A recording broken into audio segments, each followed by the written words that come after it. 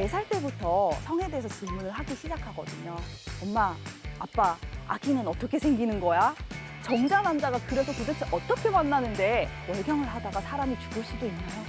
저는 시도 때도 없이 발기되는 것 때문에 너무 힘들어요. 야, 이거 어디까지 설명해줘야 되나 굉장히 막막해지거든요. 혹시나 아이 성교육이 너무 어렵다면 제가 꿀팁 하나 드리겠습니다. 아이가 질문할 때 당황하지 않으셔야 됩니다.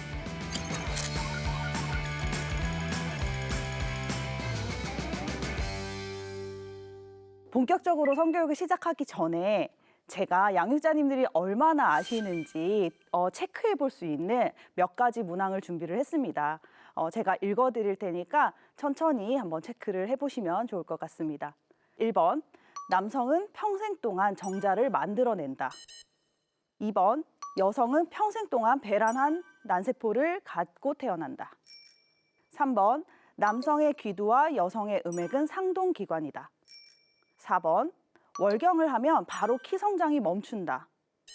5번, 사춘기에는 성적 자극이 있어야만 발기된다. 6번, 청소년은 모든 종류의 콘돔을 구매할 수 있다. 7번, 응급피임약은 처방전 없이 약국에서 구매할 수 있다. 8번, 키스만으로는 성병에 감염되지 않는다.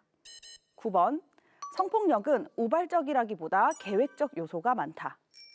자, 10번. 성인이 성착취물을 보는 것은 불법이 아니다. 네, 10가지 체크리스트를 한번 체크를 해보셨는데 어떠셨나요? 혹시 다 맞추신 분 있으신가요? 어른들도 잘 모르고 있는 그런 지식들이 굉장히 많습니다. 콘돔 구매라거나 응급피임약 구매 이런 것들은 아이들한테 꼭 필요한 정보일 수 있거든요. 그리고 키스뿐만 아니라 피부 접촉만으로도 감염되는 성병이 있음에도 불구하고 우리 양육자님들이 성병까지 애들한테 알려줘야 되나? 라는 생각을 하시면서 아이들한테 이런 이야기를 하는 걸 굉장히 어려워하세요. 근데 생각해보면 성병이라는 것은 아이의 건강과 직결되는 문제이거든요. 성착취물이라는 단어가 조금 생소하실 수도 있는데요. 지금은 음란물이나 야동이라는 단어를 쓰지는 않습니다. 옛날에 한 70년대, 80년대에 혹시 성인 영화 기억하시나요? 그때 보던 것과 지금은 다릅니다. 우리가 음란물이 아니라 성착취물이라고 부르는 이유도 따로 있습니다.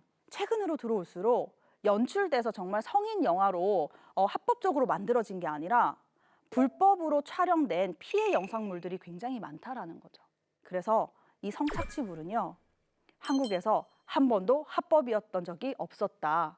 그러니까 연령에 상관없이 모든 국민은 절대 보면 안 된다라는 거를 기억하시면 좋겠습니다. 요즘 자녀 성교육에 대해서 양육자분들의 수요가 굉장히 많아졌어요. 특히 우리 4, 5, 6학년 아이를 키우는 양육자님들 있으시죠? 이제 우리의 사춘기 시작인데 꼭 시작해야 될 것 같은데 근데 어떻게 해야 될지 잘 모르겠다 이런 고민 많이 하시고요. 그리고 아이 연령이 어릴수록 괜히 성교육했다가 애들한테 자극이 되진 않을까? 라는 고민도 하십니다. 그리고 요즘에 많이 걱정하시죠. 세상이 너무 무서운데 성범죄가 너무 많이 일어나고 있는데 어떻게 대비해야 되지? 이런 걱정을 하십니다. 자, 그러면 우리 아이들 왜 성교육 해줘야 되는 걸까요? 첫 번째는 우리 양육자님들이 교육을 받았던 세대와 자녀들이 교육을 받는 세대는 좀 다릅니다. 쉽게 말해서 경험치가 달라요. 아직 많이 부족하긴 하지만 그래도 1년에 한두 시간씩 한 5세 정도부터는 계속해서 성교육을 받고 있거든요. 그러다 보니까는 우리 아이들은 익숙합니다. 근데 누가 준비가 안 됐다고요? 양육자님들이 준비가 안 됐다고요. 아이들은 너무 궁금해 하는데 양육자님들이 말을 못하고 또 아이들이 질문하면 오히려 당황스러워하고 이렇게 하시는 거죠. 두 번째는 정보가 넘쳐나는 세상이에요. 거의 한국이 인터넷 빠른 걸로 치면은 베스트 3 안에 들 겁니다. 그렇죠? 인터넷도 빠르죠. 인공지능 개발됐죠. 아이들 코로나로 인해서 굉장히 컴퓨터나 태블릿 PC 같은 거 사용량이 많아졌잖아요. 그러면서 아이들은 선택할 수 있습니다. 첫 번째는 아이들이 집에서 성에 대해서 궁금한 게 있다면 엄마나 아빠, 할머니, 할아버지, 그 외 친척들, 즉 믿을 만한 어른들, 가까이 있는 어른들한테 물어본다는 거죠. 근데 여기에서 대답을 잘 못해주면 아이들은 어떤 선택을 할 수 있느냐? 인터넷으로 찾아보지 라고 생각을 할 수 있는 겁니다. 제가 아이들을 만나봤을 때 얘들아 성에 대해서 궁금한 게 있으면 어디에서 찾아보면 되지? 라고 물어보잖아요. 그럼 아이들이 다 땡땡땡 가장 유명한 인터넷 사이트 이름을 이야기를 합니다. 가장 중요한 게 있습니다. 아이들이 원하고 있습니다. 아이들은 성에 대해서 계속해서 궁금해하고요. 아이들은 누군가 성에 대해서 정확한 정보를 알려주기를 원하고 있습니다. 자, 이제 중요성을 다 아셨죠? 필요성도 다 아셨습니다. 그럼에도 불구하고 아이들이 집에서 성에 대해서 질문을 하면 동공이 흔들릴 수밖에 없습니다. 그렇죠? 책도 사서 읽어보시고 강의도 들으시고 하시는 분들도 사실 아이가 막상 엄마, 아빠, 아기는 어떻게 생기는 거야? 정자 난자가 그래서 도대체 어떻게 만나는데? 이런 질문을 하면 야, 이거 어디까지 설명해 줘야 되나 굉장히 막막해지거든요. 네. 성교육이 어렵게 느껴지는 이유가 뭘까요? 첫 번째는 양육자님들도 제대로 배운 적이 없다는 겁니다. 그리고 사회적으로 성교육이 중요하다라고 인식이 된 게 사실 얼마 안 됐어요. 성교육에서 가장 중요한 것은요, 정확한 성지식 전달이 아닙니다. 가정에서 하는 성교육, 성교육이라고 하니까 뭔가 앉혀놓고 교육을 시켜야 될 것 같지만 아닙니다. 우리 잊지 말아야 할 것은 가정에서 성교육에서 가장 중요한 것은 양육자의 태도입니다. 어떤 태도냐? 긍정적인 태도.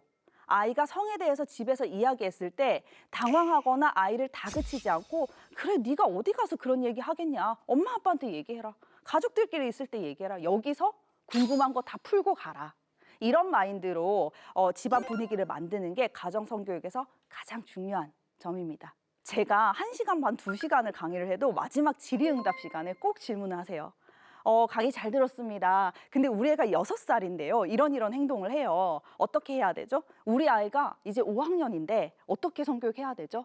우리 아이 연령에 맞춰서 어떻게 해야 되는지 구체적으로 그리고 실질적으로 듣고 싶어 하시거든요. 그래서 연령별로 간단하게 제가 설명을 좀 해드리겠습니다. 자, 0세부터 3세까지는 아이들이 언어 발달이 완벽하게 되지 않은 시기입니다. 그렇죠? 비언어적인 소통이 훨씬 더 잘 되는 시기입니다. 그래서 스킨십이라던가 얼굴 표정이라던가 이런 것들에 더 신경을 쓰셔야 되고요. 또 하나는 아이가 4살 때부터 성에 대해서 질문을 하기 시작하거든요. 아이를 임신한 그날부터 3살이 될 때까지 3년 정도는요.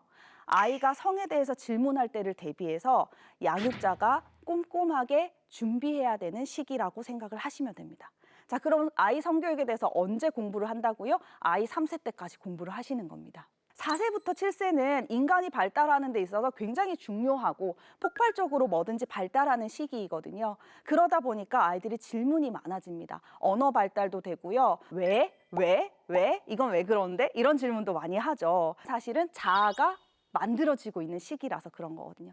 이때 성적으로 굉장히 중요한 발달을 하는데요. 성정체감이라는 게 생기게 됩니다.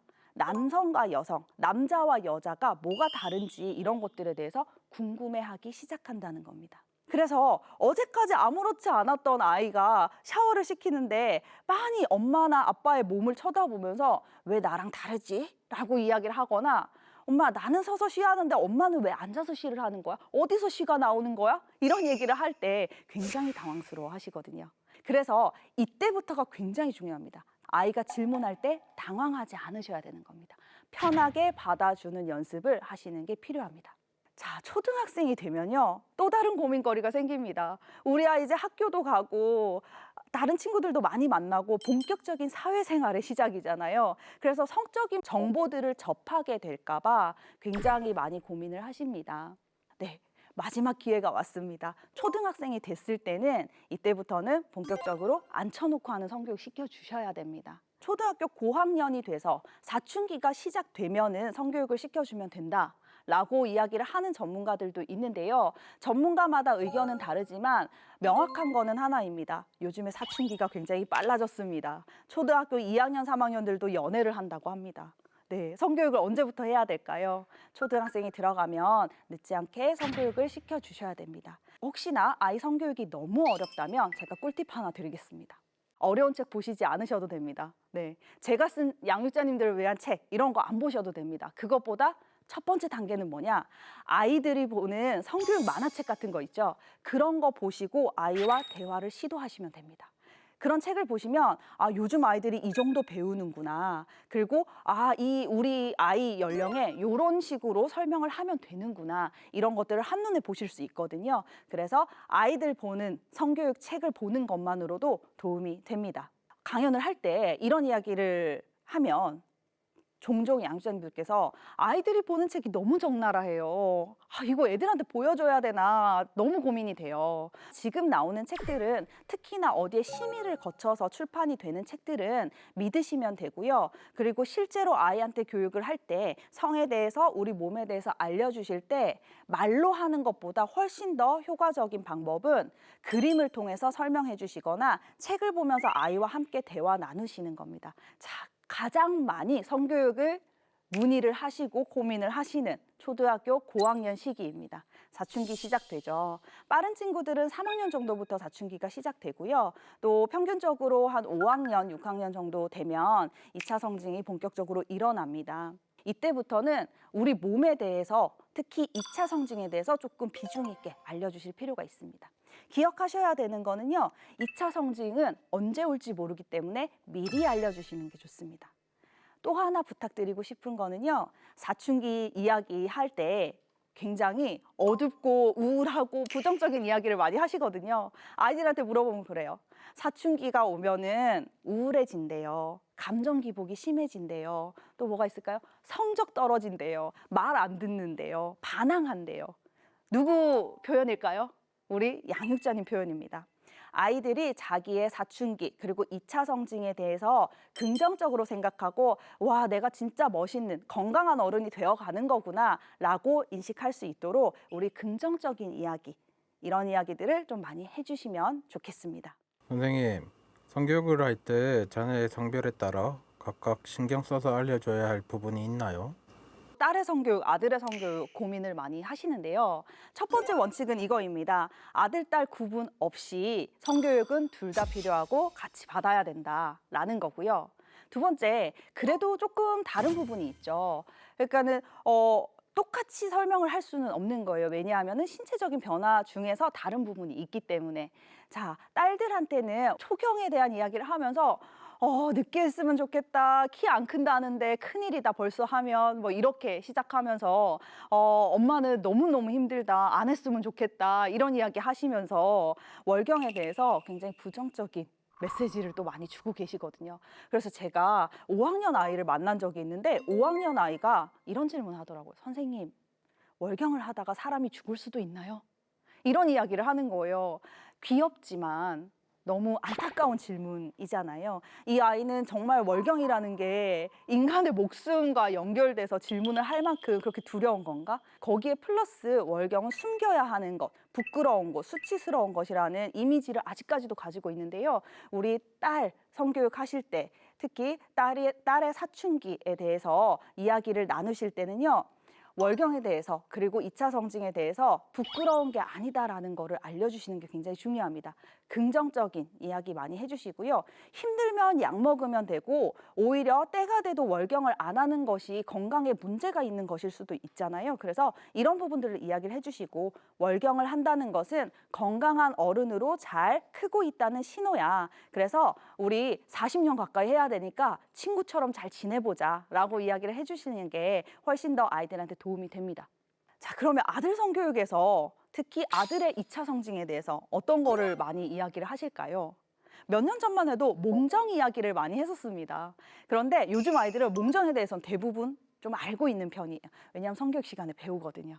그런데 그거 알고 계신가요? 몽정을 모든 남자아이들이 다 하지는 않습니다. 네, 몽정을 안 하는 아이들도 있어요.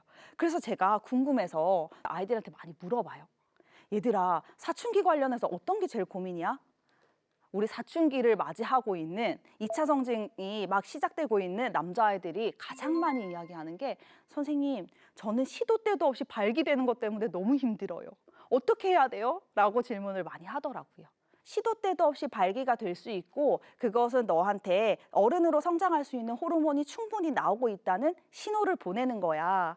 근데 계속 관심을 가지면은 이게 계속 커져 있으니까 발기가 됐다라고 하면은 신경을 딴 데 돌리면 되는 거야라고 알려주시는 겁니다.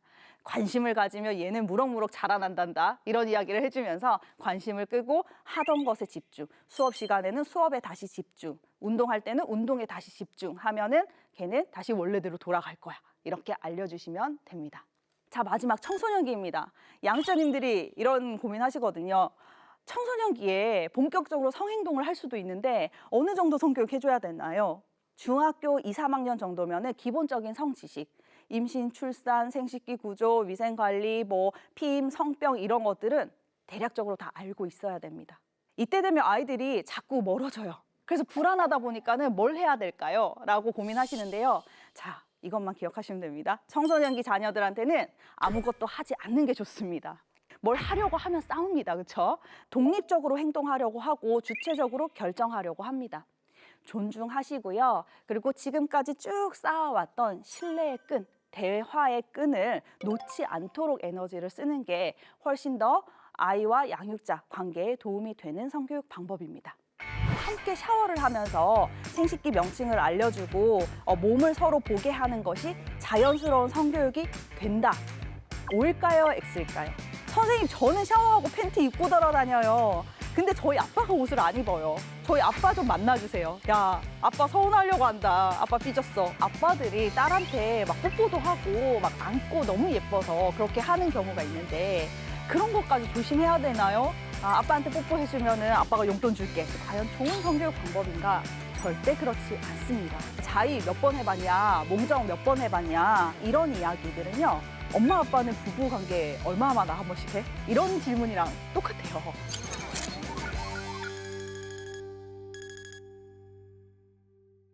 제가 질문을 하나 드리겠습니다.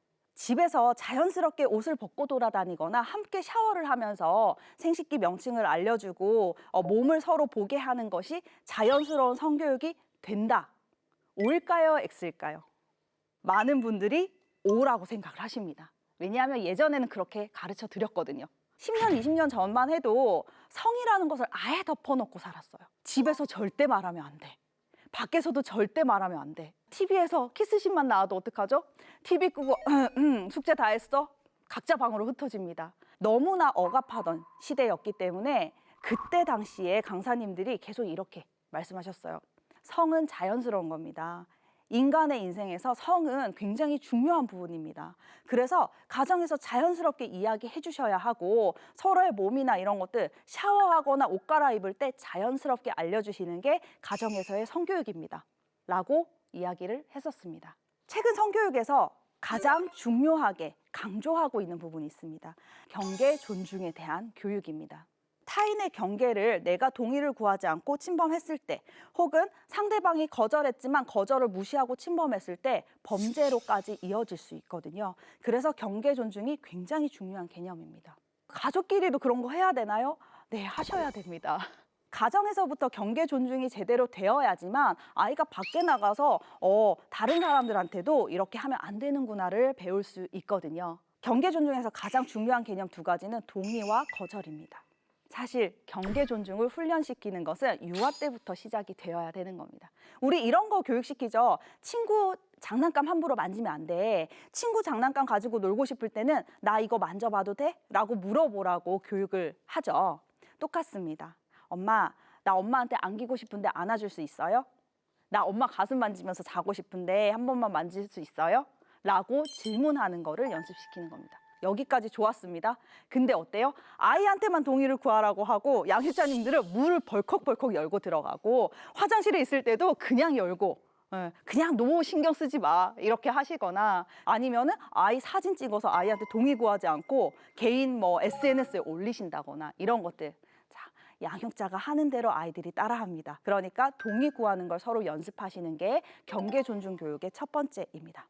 이것보다 더 중요하다면 중요할 수 있는 부분이 있습니다. 바로 거절에 대한 거예요. 우리가 사건이 일어나는 게 어떤 경우에 일어나냐면 타인이 거절을 했는데 그 거절에 너무 좌절을 한 거예요. 어떻게 감히 내가 제안했는데 거절할 수 있어? 혹은 와, 상처받았어. 내 존재 자체를 거부당한 거야. 이런 식으로 생각을 하면서 분노가 올라오거나 이럴 때 폭력 사건이 일어나거나 이렇게 되는 거거든요. 그래서 아이한테 경계 존중 교육을 하실 때는요. 거절을 받아들일 수 있는 힘을 길러주시는 게 굉장히 중요합니다. 엄마, 나 한번 안아줄 수 있어요? 아빠, 나랑 같이 이거 할 수 있어요? 라고 물어봤을 때 상황이 안 돼서 엄마나 아빠 혹은 양육자분들이 거절하실 수 있잖아요. 그랬을 때 지금 이 상황이 안 되는 거구나라고 받아들이는 연습을 시켜주시는 게 굉장히 중요합니다. 이 연습이 됐을 때 아이들은 타인의 거절에 좌절하지 않고 뭐 그럴 수 있지. 거절하는 건 그 사람 마음이니까 라고 인식을 할 수 있는 거고요. 이렇게 교육을 했을 때 아이들이 살아가면서 혹시나 본인의 경계선이 침범당했거나 본인이 거절했을 때 잘 받아들여지지 않는 상황이 됐을 때요. 아주 민감하게 반응하고 초반에 도움을 요청할 수 있다는 겁니다. 잠자리, 샤워, 그리고 옷차림 분리하는 거 걱정 많이 하시는데요. 사실 이때 이 시기에 안 하면 정말 큰일 납니다. 이런 건 없어요. 아이들이 그런 분리가 늦게 되는 이유는요. 단 하나입니다. 양육자님들이 안 놔주세요. 스스로 할 수 있거든요. 우리 아이들도요. 그래서 적어도 초등학교 들어가기 전에는 잠자리도 분리해 주시고요. 샤워도 따로 하셔야 되고요. 집에서 옷 벗고 막 돌아다니는 거 하지 않으셔야 된다고 말씀드립니다. 제가 5세, 6세, 7세, 8세 이런 아이들이랑 만나잖아요. 아이들이 뭐라고 하는지 아세요? 선생님, 저는 샤워하고 팬티 입고 돌아다녀요. 근데 저희 아빠가 옷을 안 입어요. 저희 아빠 좀 만나주세요. 이렇게 이야기를 하거든요. 이 누구 말이 맞는지 저도 확인은 안 됩니다. 그렇지만 각자 입장이 있으니까 서로 불편하지 않도록 옷차림도 신경 써주시는 게 좋습니다. 샤워는 물론 아이들이 6살, 7살, 8살짜리 아이들이 스스로 샤워를 못하는 경우도 있어요. 근데 잘 보시면요. 비누칠하고 이런 거 너무 재미있어 해요. 근데 뭘 못해요? 마무리를 못해요. 다 씻었어 하는데 뒤에 막 거품 묻어있고 이렇잖아요. 그래서 마무리해야 될 때만 이거는 내가 도와줄게 라고 하면서 노크하고 들어가시는데 단 옷 입고 들어가시는 겁니다. 아들은 아빠가, 딸은 엄마가 이렇게 하나요? 저희 맞벌이라서 그렇게 너무 힘든데요 라고 생각하시는데 성별 상관없습니다. 경계 존중 중에서 우리 예전에 자녀의 2차 성징이라던가 연애라던가 이런 거에 대해서 관심이 많은 양육자님들은 자꾸 질문하고 물어보고 대화를 해야 된다라는 이야기를 들으시고 그다음부터 어떻게 해요? 너 자위해봤어? 너 몽정했어? 털 났어? 이런 거 물어본단 말이죠. 자, 이건 뭐다? 사생활이다. 이런 이야기들은요. 엄마 아빠는 부부 관계 얼마나 한 번씩 해? 이런 질문이랑 똑같아요. 사생활을 물어보는 거거든요. 그래서 예전에는 아이가 자위를 하는 것 같으면은 뭐 좋은 휴지를 넣어주고 뭐 이런 이제 교육들이 있었지만 지금은 뭐냐, 휴지 없어서 자위 못하는 애들 없습니다, 그렇죠? 알아서 다 하고 있습니다. 네, 그러니까 사생활을 꼬치꼬치 묻는 게 아니라 그냥 아이가 직접 얘기할 수 있는 분위기를 만들어 주시는 게 훨씬 더 좋은 성교육 방법이라는 거죠. 평소에 어렸을 때부터 성에 대한 대화가 편하게 되면요, 아이가 이야기할 겁니다. 아빠, 나 털이 몇 개 났어요. 축하해 주세요. 저도 이제 어른이 되나 봐요. 라고 이야기할 수 있죠. 이런 분위기를 만드는 게 훨씬 더 중요하다는 겁니다. 그래서 동의를 구할 줄 아는 아이, 타인의 거절을 받아들일 줄 아는 아이로 키우시는 게 중요하고요. 경계 존중이 되게 중요한 건 알겠는데 엄마 아빠 입장에서 애가 너무 예쁘다는 거예요. 그래서 특히나 아빠들이 딸한테 막 뽀뽀도 하고 막 안고 너무 예뻐서 그렇게 하는 경우가 있는데 그런 것까지 조심해야 되나요? 너무 그러면 슬퍼요. 막 이렇게 진짜 실제로 어떤 아버님이 그렇게 이야기하시더라고요. 아이한테 애정 표현이나 스킨십을 절대 하면 안 된다는 이야기가 아닙니다. 경계 존중이라는 것은 나는 네가 예뻐서 이렇게 하고 싶어. 너는 괜찮니? 라고 물어보는 거거든요. 자, 물어보고 스킨십을 하시는 거예요. 딸은 볼뽀뽀만 원했는데 아빠가 볼뽀뽀를 하다 보니까 너무 귀여워가지고 꽉 안고 막 우리 딸 뭐 이렇게 아빠 말고 다른 사람 믿으면 안 돼? 뭐 이런 거 하시잖아요. 그래서 이런 경우에 어떻게 해야 되냐. 애가 순간적으로 반응합니다. 아파하지 마. 예를 들어 이런 상황이 됐을 때 어떻게 할까요? 보통 아빠들은 어떻게 해요? 너무해. 야, 아빠 서운하려고 한다. 아빠 삐졌어. 이런 식으로 하거나 아니면은 아빠한테 뽀뽀해주면은 아빠가 용돈 줄게. 이런 식으로 하는 경우도 있단 말이죠. 자, 이게 아이한테 과연 좋은 성교육 방법인가? 절대 그렇지 않습니다. 아이의 경계를 쌓아주는 게 굉장히 중요하거든요. 특히나 어린 시기에는요. 경계 존중을 받을 수 있는 아이. 누구나 밖에 나가서 우리 아이가 경계를 존중받았으면 좋겠잖아요. 그러면은 내 경계가 어느 정도까지인지 알고 있는 아이여야지 침범 당했을 때 오지 마라고 할 수 있는 거거든요. 그런데 집에서 하지 마 아파라고 했을 때 아빠가 왜 예뻐서 그러지 이렇게 더 하게 되는 경우는 아이가 뭐를 학습할까요? 아, 좋으면은 그렇게 하는 거구나. 그러면 내가 거절을 해도 그냥 하는 거구나. 자, 이렇게 계속해서 학습된 아이는요, 나중에 아이가 고등학생이 됐습니다. 연애를 시작했어요. 애인을 사귀고 애인이 뽀뽀해도 돼? 물어보고 뽀뽀를 했어요. 근데 애인도 우리 딸을 너무 사랑한 나머지 뽀뽀를 하다가 가슴을 만지거나 아니면 더 이렇게 그 다음 단계로 넘어가려고 하는 거예요. 그럴 때 경계 존중을 배웠던 아이는 어떻게 할까요? 하지 마. 이건 동의를 구하지 않았잖아. 라고 할 수 있지만 경계가 없는 아이들, 이런 아이들은 어떻게 할까요? 나는 어렸을 때부터 그래, 아빠도 좋으니까 이렇게 한다고 그랬어. 내가 싫다고 해도 그냥 계속 했으니까 좋으면 이렇게 하는가 보다. 그럼 내가 불편해도 참아야지 라고 생각할 수 있다는 겁니다. 에이, 강사님 너무 오버하시는 거 아니에요? 네, 오버하는 거 아닙니다. 진짜입니다.